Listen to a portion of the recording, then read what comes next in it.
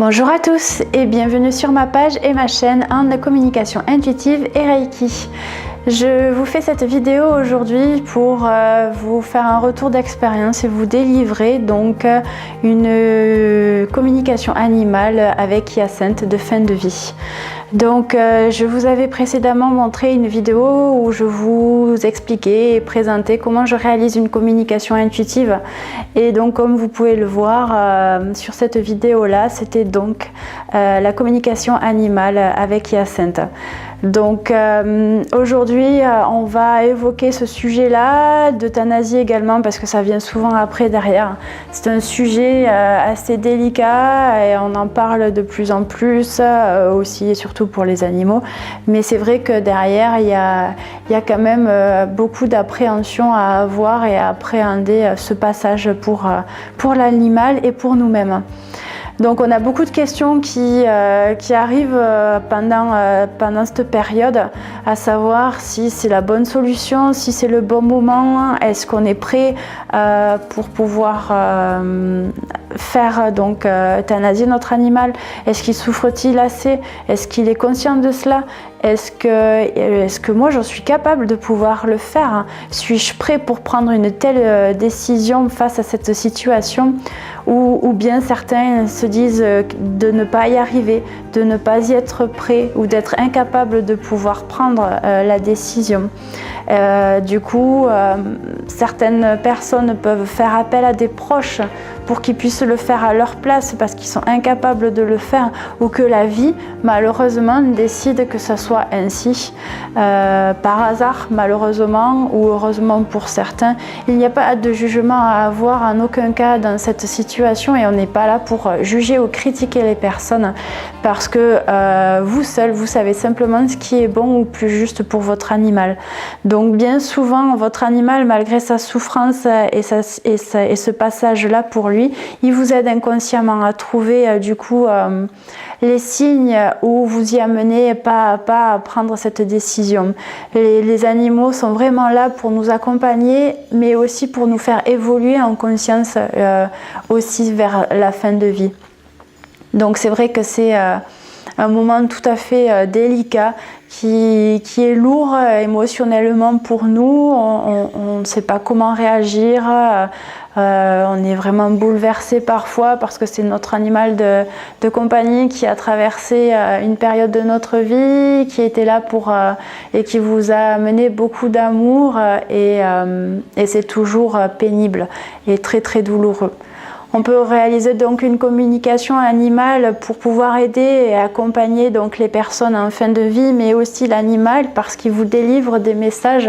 On peut le questionner, on peut lui aussi donc lui amener un message, ce qui nous tient à cœur de lui délivrer avant qu'il parte, et pour l'aider à être apaisé l'un comme l'autre, je dirais. Donc voici du coup une présentation que je vais vous faire donc de l'histoire de Hyacinthe.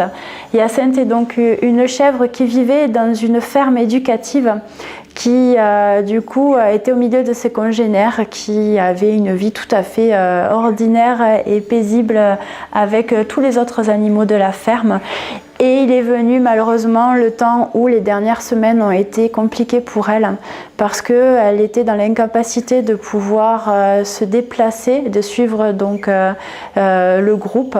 Et elle est restée donc plusieurs semaines couchée. Elle ne pouvait plus s'alimenter toute seule.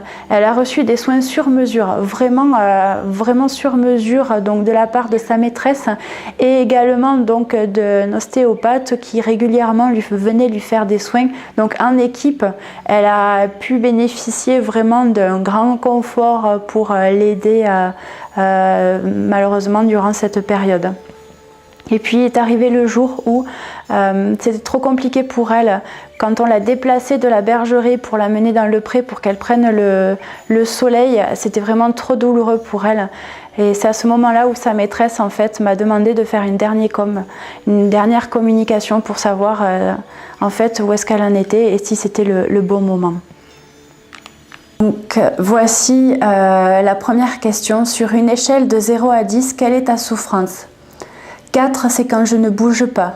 8 à 9, c'est quand on me manipule au quotidien pour me déplacer d'un pré à un autre ou pour me rentrer. C'est quelque part ce qui est assez frustrant, déstabilisant pour moi. Je ne peux pas et plus rejoindre les autres, le groupe. Je ne peux plus me déplacer pour aller chercher la nourriture. Elle vient à moi. Malheureusement, je suis cloisonnée dans cette vie, dans cet état. Je suis totalement décharnée, je n'ai plus de force pour quoi que ce soit. Mon transit en est perturbé et me fait défaut aussi. Je ne peux plus faire ce que je souhaite. Je ne peux plus aller et venir. C'est fini pour moi le temps de gambader avec mes sœurs. Je lui demande, as-tu des tumeurs peut-être à l'intérieur de toi ? Elle me répond, ce sont des infections, des dysfonctionnements au niveau des cellules. Je ne peux plus être autonome. C'en est fini pour moi. La deuxième question, ton corps peut-il guérir ? Guérir de quoi ? Il a fini de fonctionner d'une certaine manière. Mes fonctions vitales sont en parenthèse. Rien n'est sûr pour moi.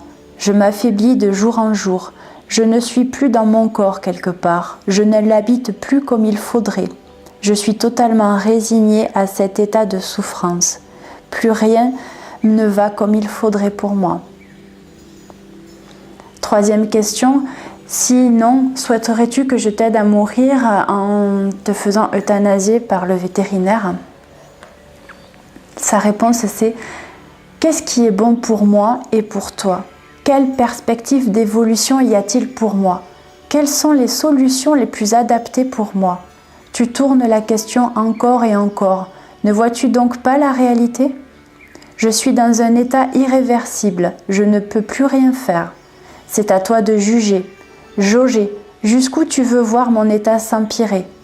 Quelles sont les meilleures solutions pour toi et surtout pour moi ? C'est ton libre arbitre qui intervient encore une fois de plus. Faire un choix, ton choix, fais-le pour avancer. Moi, je suis en stagnation. Fais-le aussi peut-être pour me soulager, car je ne m'y reconnais plus dans cette vie de chèvre. Fais-le pour nous. Soulager tout simplement. Regarde les heures de soins pour me maintenir dans un confort acceptable. Regarde les sacrifices. Parfois on arrive au bout et c'est pas plus mal pour comprendre ainsi toutes ces expériences. J'en suis une de plus pour toi. Ne regrette rien. On doit passer toutes les deux à autre chose. Ce n'est plus une vie pour moi de continuer ainsi. La quatrième question, où préférerais-tu que ton corps rende son dernier souffle ? Rendre le dernier souffle ? Regarde, tu vas m'y aider. Quoi de plus confortable pour nous ? Tu vas m'y aider et tu seras là encore une fois pour m'accompagner. Tout est juste. Tu ne peux pas mieux faire. Tu as fait de ton mieux. Vous avez fait du mieux possible dans tous vos soins. Soyez tranquille de ce côté-là. Si tous les animaux pouvaient avoir une fin de vie aussi confortable que moi dans la douleur, accompagner tant de soins et d'amour, ça serait tellement formidable. Sois-en rassuré, un jour vient où c'est le dernier pour chacun d'entre nous. Moi, ça sera comme ça, en conscience de tes choix les plus respectueux pour moi et d'âme nature. Et je t'en remercie. Merci pour cette vie à tes côtés et pour tous ces moments. Merci de cette vie choisie ensemble. Donc je vais conclure en vous lisant un mail de sa maîtresse qui souhaitait également vous apporter son retour, vous faire partager son expérience qu'elle a vécue avec Hyacinthe. Donc je vous lis ce mail maintenant. Prendre la décision d'euthanasier un être vivant est toujours compliqué. D'autant plus que ce choix est généralement précédé d'une période de soins pendant laquelle on s'investit, on observe, on cherche, on met tout en œuvre pour trouver une solution, la solution qui permettrait d'éviter la mort. Quand on se rend compte que la vie ne reprendra pas ses droits, que le moment vient pour elle de s'éteindre, la question s'impose.